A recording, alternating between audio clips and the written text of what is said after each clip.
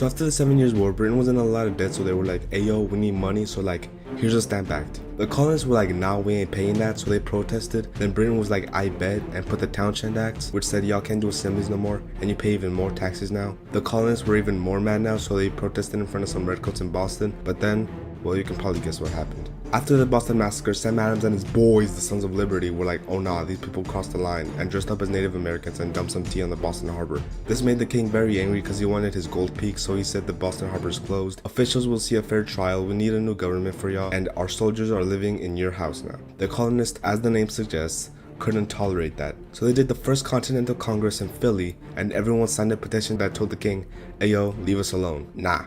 The British commander said he was ready to attack, but this dude Paul heard about it and rode all the way to where the soldiers were to warn them the British were coming. The first battle was in Lexington and Concord. The British took over Lexington, but the colonists fell back to Concord because there were more troops there. The colonists won, and then we had the Second Continental Congress. After that, the commander-in-chief, I don't know if you've heard of him, his name is George Washington, but he led the troops into the battle at Bunker Hill. The British won, but it inspired a lot of more people to join the war. A little after that, Ben, John, Robert, Roger, and Tommy, but mostly Tommy, wrote a breakup letter to the king called the Declaration of Independence, which basically said, hey yo, you don't own us no more, we're free, and you can't do anything about it. Washington and his army crossed the Delaware River during a heavy snowstorm and at night. Then the next major battle was in Saratoga. This battle was the turning point of the war because after the colonists won, France realized that we actually stood a chance against Britain, so they joined us in the fight. 3 months later, Washington and his army persevered through the harsh winters at Valley Forge, surviving the likes of disease, starvation, and freezing to death. Good golly. The last battle was at Yorktown versus this guy called Cornwallis, and we won by making them surrender by closing off the shore so they couldn't get reinforcements. So we made a deal with Britain called the Treaty of Paris, which basically makes it official that we were our own country now.